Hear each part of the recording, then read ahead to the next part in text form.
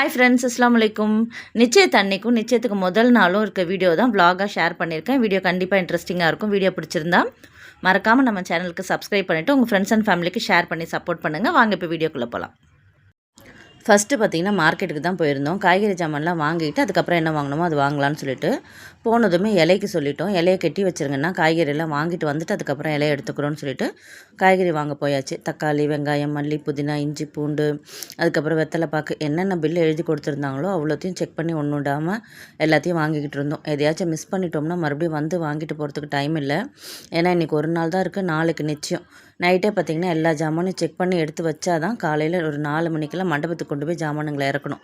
அதனால் எதையுமே மிஸ் பண்ணிடக்கூடாதுன்னு சொல்லிட்டு பார்த்து வாங்கிட்டு இருந்தோம். அல்ஹம்துலில்லாஹ் என்னென்ன எழுதி கொடுத்துருந்தாங்களோ எல்லாத்தையும் வாங்கியாச்சு. அப்படியே பார்த்திங்கன்னா அங்கேயே மார்க்கெட்டுக்குள்ளேயே ஹோல்சேல் கடை, இந்த கூல்ட்ரிங்க்ஸு, வாட்டர் பாட்டிலாம் இருக்கும் இல்லையா, அந்த ஹோல்சேல் கடை இருந்துச்சு. அங்கேயே வாட்டர் பாட்டிலையும் வாங்கிட்டு போயிடலான்னு சொல்லிட்டு அதையும் வாங்க போயாச்சு.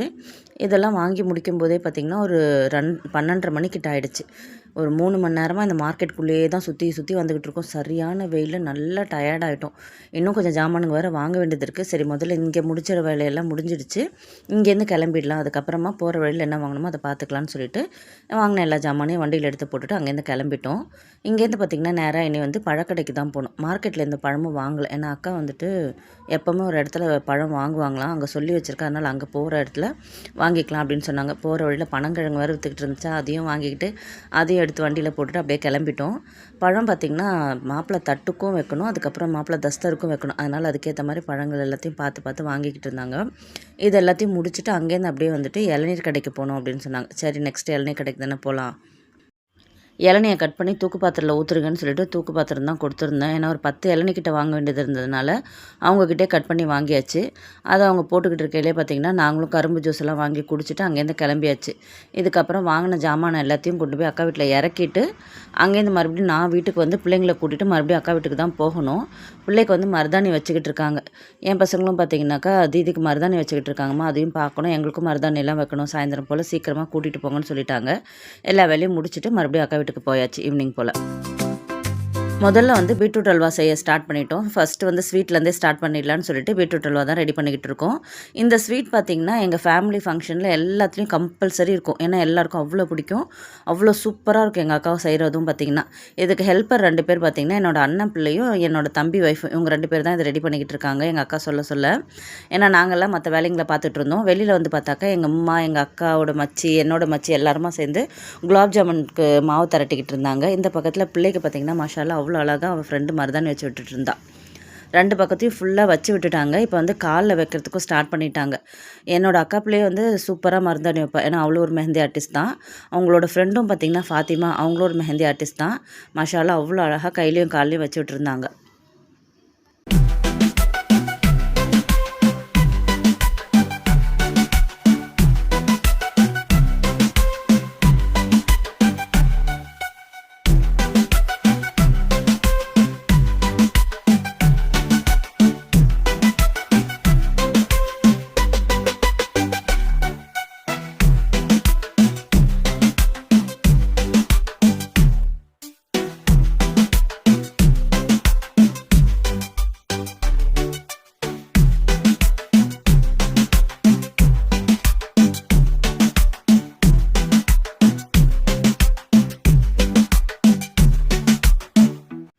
அக்கா மீன் கழுவி கொடுத்துட்டாங்க. நான் கழுவி தந்துடுறேன், நீ மசாலா பரட்டி எடுத்து வச்சுருப்பா அப்படின்னு சொன்னாங்க. நானும் மசாலாவுக்கு ரெடி பண்ணிக்கிட்டு இருக்கேன்.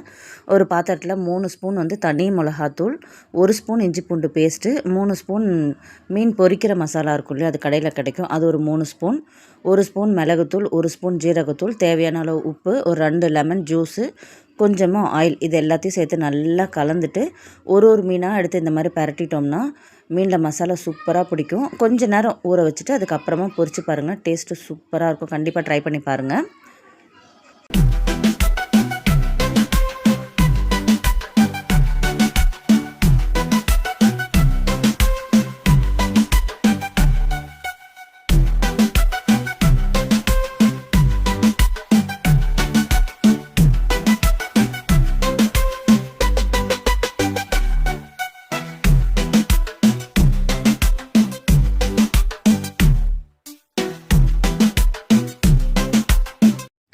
மீனுக்கு மசாலாலாம் பெரட்டி எடுத்து வச்சாச்சு ஃப்ரிட்ஜில். அதுக்கப்புறமா பார்த்திங்கன்னா பீட்ரூட் அல்வாவும் ரெடி ஆகிக்கிட்டே இருக்குது. இந்த பக்கத்தில் வந்து குலாப் ஜாமுனுக்கு ஜீரா கொதிச்சிக்கிட்டு இருக்குது. தங்கச்சி பார்த்திங்கன்னா இளநீர் புட்டிங் செய்கிறதுக்காக அதுக்கான வேலையெல்லாம் பார்த்துக்கிட்டு இருக்காங்க. இந்த வேலையெல்லாம் முடியறதுக்கே பார்த்திங்கன்னா ஒரு 11 மணிக்கு மேலே ஆகிடும்னு நினைக்கிறேன். இது முடிச்சதுக்கு அப்புறமா நாங்கள் சாப்பிட்டுட்டு அதுக்கப்புறம் மாப்பிள்ளைக்கு கொண்டுட்டு போக வேண்டிய பிளேட்ஸ் எல்லாம் ரெடி பண்ண வேண்டியது இருக்குது. அதனால் முதல்ல கிச்சன் வேலையை முடிச்சிடலான்னு சொல்லிட்டு எல்லோரும் மடமடன்னு செஞ்சுக்கிட்டு இருக்கோம். பீட்ரூட் அல்வாவும் ஓரளவுக்கு ஃபுல்லாக வேலை முடிஞ்சிடுச்சு. அதில் இப்போ கோவாவை போட்டு முடிச்சிட்டோம்னா கொஞ்சம் நேரத்தில் அதுவும் ரெடி ஆகிடும். குலாப் ஜாமுனும் பொரித்து ஜீராவில் போட்டுட்டோம்னா அந்த வேலையை முடிஞ்சிடும். இதுக்கப்புறம் கிச்சனை க்ளீன் பண்ணிவிட்டு வெளியில் போய் மற்ற வேலையை ஸ்டார்ட் பண்ண வேண்டியது தான். ஏன்னா குட்டி இன்னும் தூங்கலை. எங்கள் வீட்டு குட்டி வந்து உருட்டிக்கிட்டு இருக்காரு. அவரை தூங்க வச்சுட்டு தான் வந்து பேக் பண்ண உட்காரணும்னு நினச்சிக்கிட்டு இருக்கோம்.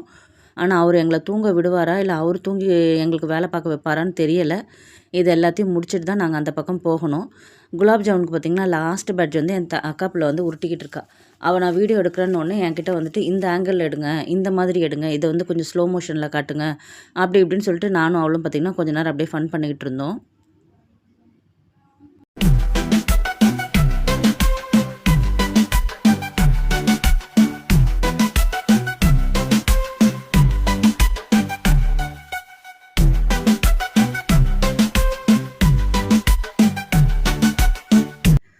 ஹதியாமாவுக்கு வந்துட்டு அவங்க தீதி வந்து மருதாணி வச்சு விட்டுட்டு இருந்தா. அவங்களுக்கு வந்து ரொம்ப பிடிச்சிச்சு இந்த டிசைன். இதுதான் எனக்கு வச்சு விடணும்னு சொல்லிட்டு அதை வச்சுக்கிட்டு இருந்தாங்க. இந்த பக்கத்தில் வந்துட்டு குலாப் ஜாமுனும் பொரிக்க ஸ்டார்ட் பண்ணியாச்சு. குலாப் ஜாமுனை பொரித்து ஜீராவில் போட்டுட்டோம்னா ஓரளவுக்கு கிச்சன் வேலை எல்லாமே முடிஞ்சாச்சு. கிச்சனை க்ளீன் பண்ணிவிட்டு நெக்ஸ்ட்டு பார்த்திங்கன்னா பேக் பண்ண ஸ்டார்ட் பண்ணிட்டோம். ஏன்னா இப்போயே வந்துட்டு மணி 12 மணிக்கு மேலே ஆகிடுச்சு. இதுக்கப்புறமும் இதில் உட்காரலன்னா லேட் ஆகிடும். ஏன்னா குட்டி தூங்கவே இல்லை.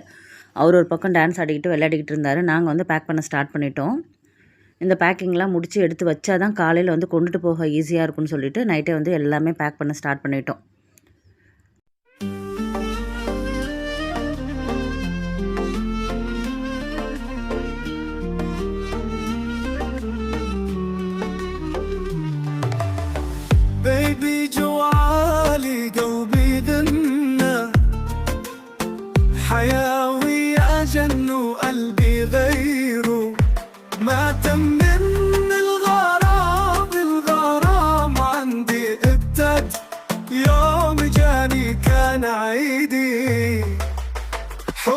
يجروا اللي بوريدي لا راضي ومو بيدي إن أحبه وحش جوف وريدي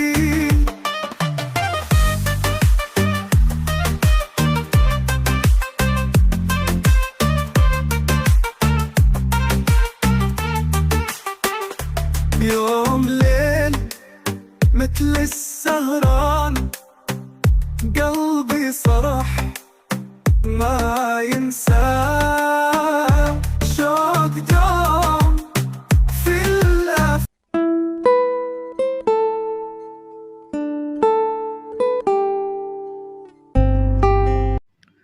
அல்ஹம்துலில்லாஹ் நல்லபடியாக நம்ம வீட்டு நிச்சயம் ஸ்டார்ட் ஆகிடுச்சு.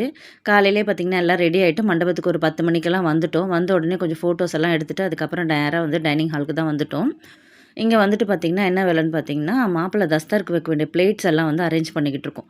வீட்டிலேருந்து ரெடி பண்ணிட்டு வந்த எல்லாத்தையும் வந்து கொண்டு வந்து வச்சுட்டு அதுக்கப்புறம் அதை வந்து நம்ம ஒரு பிளேட்டில் வந்து அரேஞ்ச் பண்ணணும். இதெல்லாம் தான் நீட்டாக அரேஞ்ச் பண்ணி தஸ்தாரில் வைக்கணும். நாங்கள் எல்லாம் ஹெல்ப் பண்ணிக்கிட்டு இருக்கோம். நான், தங்கச்சி, என் தம்பி ஒய்ஃபு எல்லாமே பார்த்திங்கன்னா ஹெல்ப் பண்ணிக்கிட்டு இருக்கோம். எங்கள் அண்ணன் பொண்ணு ஜாஃப்ரின் தான் வந்து எல்லா பிளேட்டும் வந்து டெக்கரேஷன் பண்ணிக்கிட்டு இருந்தா.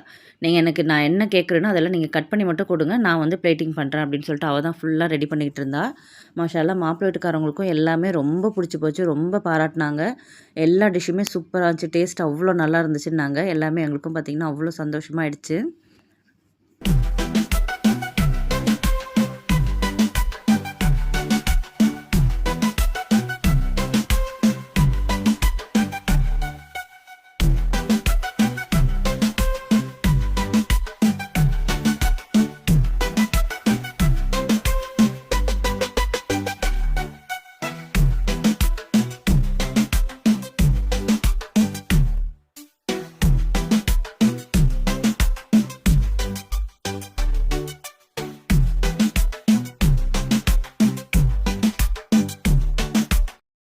எங்கள் வேலையெல்லாம் முடிக்கவும் மாப்பிள்ளை வீட்டிலேருந்து வர்றதுக்கும் கரெக்டாக இருந்துச்சு. மாப்பிள்ளை வீட்டிலேருந்து எல்லோரும் வந்துட்டாங்க.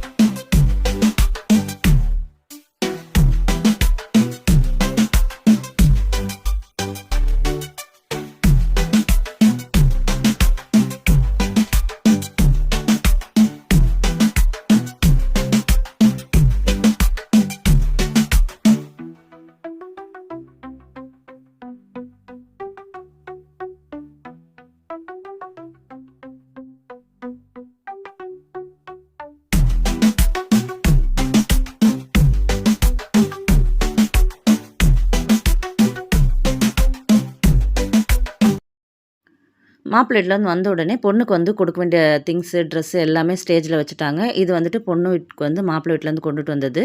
கொலுசும் மோதிரமும் பிள்ளைக்கு கொடுத்தாங்க. இந்த ட்ரெஸ் வந்து சேஞ்ச் பண்ணிவிட்டு இப்போ பிள்ளைய கூட்டிகிட்டு வரணும். அதுக்கு முன்னாடி பார்த்திங்கன்னா மாப்பிள்ளையை கூட்டிகிட்டு வந்து ஸ்டேஜில் உட்கார வச்சு நாங்கள் வந்து அவங்களுக்கு ட்ரெஸ் கொடுப்போம்.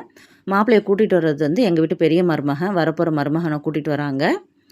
இவங்களுக்கு வந்து நாங்கள் ட்ரெஸ்ஸு கிஃப்ட் எல்லாம் என்னென்ன வச்சுருக்கோமோ அதெல்லாம் கொடுப்போம். அவங்க போய் சேஞ்ச் பண்ணிவிட்டு வந்ததுக்கப்புறமா மாப்பிள்ளை வீட்டுக்கு வந்து நாங்கள் எல்லாருமா சேர்ந்து அவங்களுக்கு வந்து ஸ்வீட் கொடுப்போம். அதே மாதிரி பொண்ணு வீட்டுக்கு வந்து பொண்ணை உட்கார வச்சு அவங்களும் ஸ்வீட்ஸ் கொடுப்பாங்க. இப்படி தான் நல்லபடியாக நிச்சயம் முடிஞ்சிச்சு.